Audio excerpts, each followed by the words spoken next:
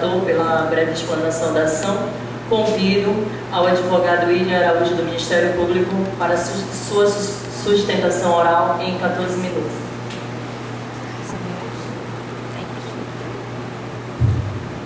Obrigado, senhora presidente, excelentíssima senhora Casiane Silva, excelentíssimo senhor ministro relator Roger Araújo, excelentíssimas senhoras ministras, excelentíssimos senhores ministros, colegas advogados, colegas defensores, caríssimo professor Alain Magalhães. Gostaria de ressaltar, senhora presidente, que é uma honra sempre estar aqui nessa tribuna do Supremo Tribunal Federal, e sempre pelos mais carentes e pelos menos favorecidos, ainda mais numa missão tão árdua como esta, que é provar a inconstitucionalidade da redução da maioridade penal. Neste final de semana, senhores ministros, procurando evitar um pouco a ansiedade deste julgamento, decidi fazer uma visita a um parente que mora em uma outra zona da cidade. E enquanto eu estava no ônibus, entrou um rapaz negro, alto.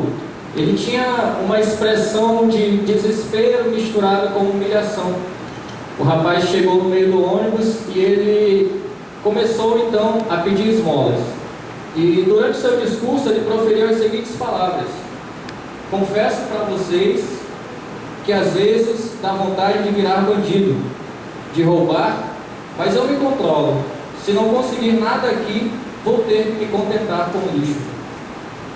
Terminando seu discurso, dei alguns tocados ao rapaz e passei a olhar pela janela e via mais à frente, no sinal fechado, havia um outro adolescente já em outras condições.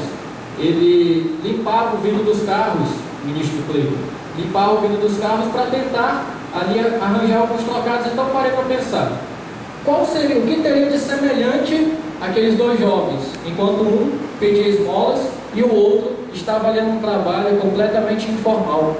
E me veio à mente um terceiro jovem, que no caso, com certeza poderia estar naquele mesmo momento, roubando, furtando, tudo pelo mesmo objetivo, um dinheiro. Para quê? Não se sabe. É impressionante, senhores ministros, como a realidade nos aborda a todo momento. E nós muitas vezes nos fingimos de cego, nos fingimos de surdo e mudo. Exatamente aquilo que o Estado está tentando fazer, ministro Iago, reduzindo a maioridade penal. Se fingir de cego, surdo e mudo. Nada vê, nada fala, nada escuta, apenas pune. E falando em punição, talvez esse seja o argumento mais utilizado por quem é a favor da redução da maioridade penal. Eles dizem: a criança e o jovem têm um sentimento de impunidade, por isso cometem tantos crimes. Impunidade. Se tem uma coisa que esses jovens não são, ministra Maria, são impunes. Não são impunes a partir do momento que eles nascem em favelas, comunidades carentes, nos interiores, nas zonas de periferia, na margem da sociedade. Esses jovens vivem à beira de tudo, ministra Kelly, e não têm acesso a absolutamente nada. Nascem e crescem numa sociedade completamente diferente daquilo que nós estamos acostumados a viver, senhora presidente. Então, o seu conceito de justiça passa a ser completamente diferente. Porque, com pai bêbado, mãe prostituta, irmãos viciados, sem amparo do governo, sem assistencialismo do governo, sem condições iguais, sem educação, começam a fomentar na cabeça deles, ministro Iago, um conceito de justiça diferente, onde aquilo que é justo para eles é ter o que comer. Não importa como, se é pedindo esmola dentro do ônibus, se é um trabalho informal, limpando vidro, vendendo água no sinal, ou se é roubando ou furtando. Não importa como.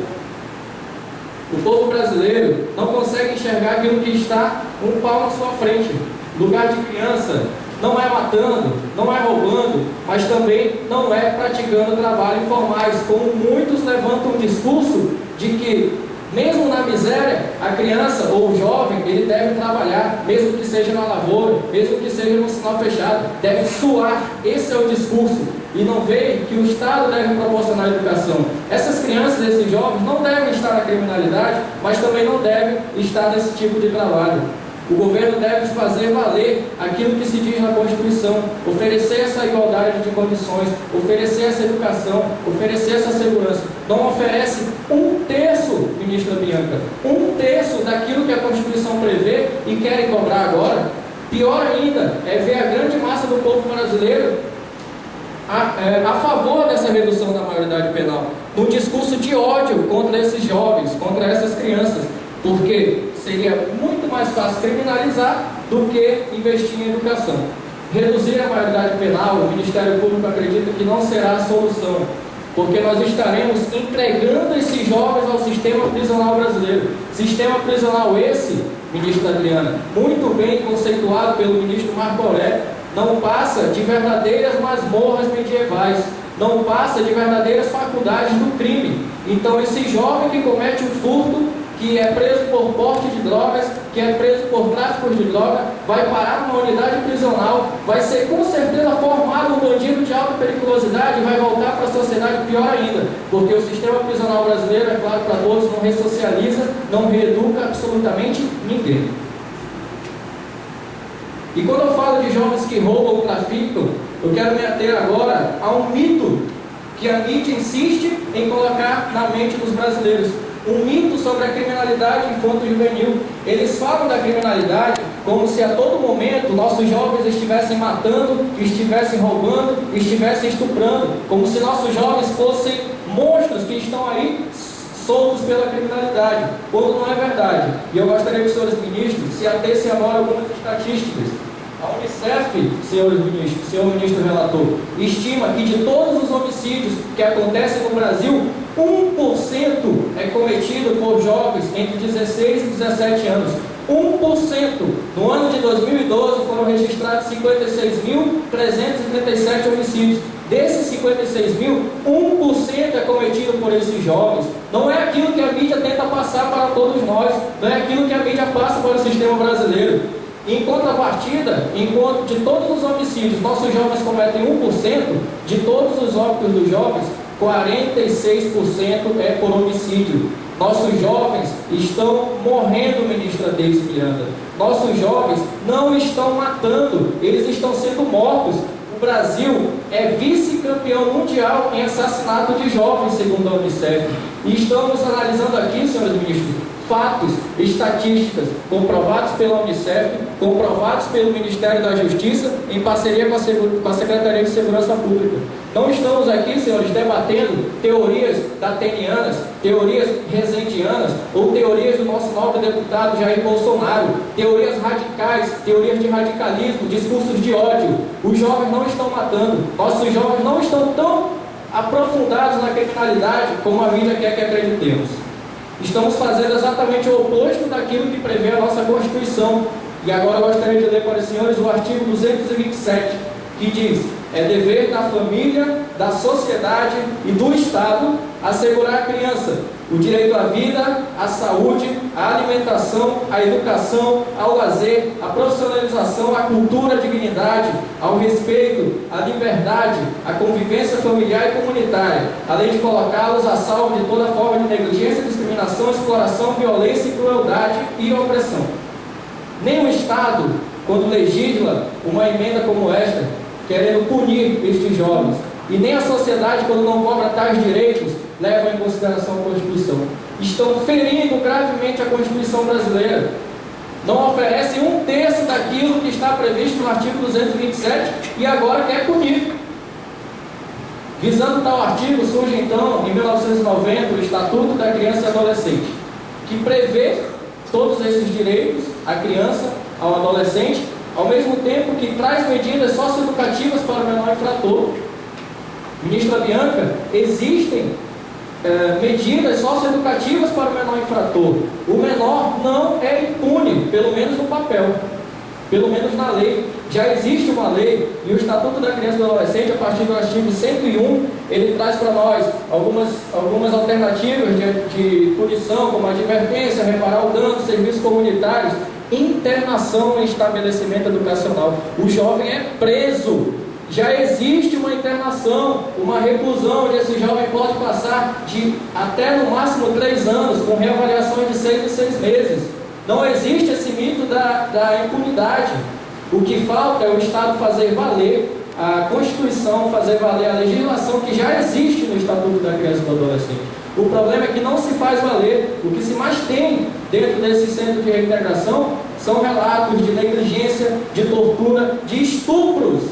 Os jovens vão parar num centro de reintegração para serem ressocializados, lá eles são torturados, lá eles passam por violência, lá eles são estuprados. Não faz valer.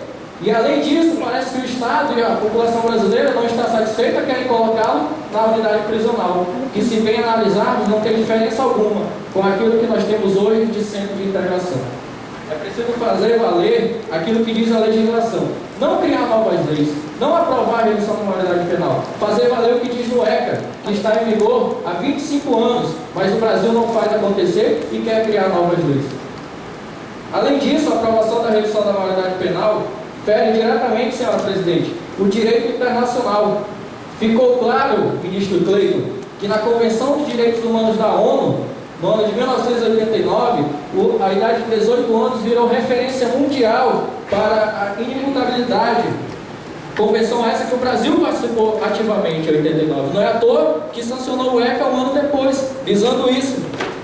E aqueles que são adeptos à redução da maioridade penal tentam fazer analogias com outros países. Ah, mas no país tal, a maioridade penal não é 18 anos, é muito abaixo. Tem certeza que querem comparar o Brasil com esses países? O Brasil tem um dos menores índices relacionados à educação.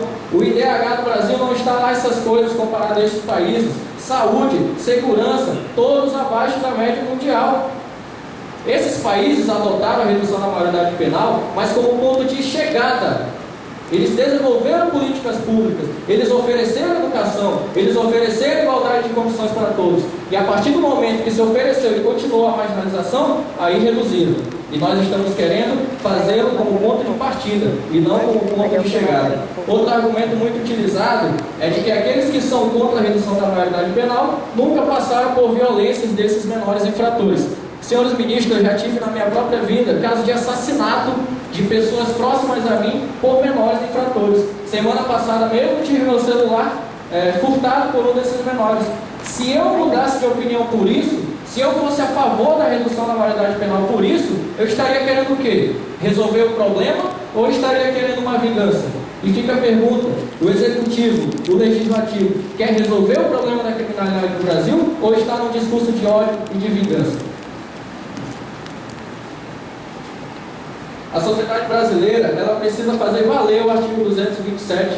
Infelizmente, o povo brasileiro não percebe que enquanto estão presos a reality shows, estão presos em Big Brother Brasil, enquanto estão presos no Campeonato Brasileiro, querendo saber das notícias do divórcio da Joelma e do Chiquinha, enquanto estão presos em sistemas alienatórios, os nossos jovens estão morrendo, os nossos jovens estão sendo empurrados para a criminalidade, porque o governo está numa corrupção gigantesca e deixando de investir.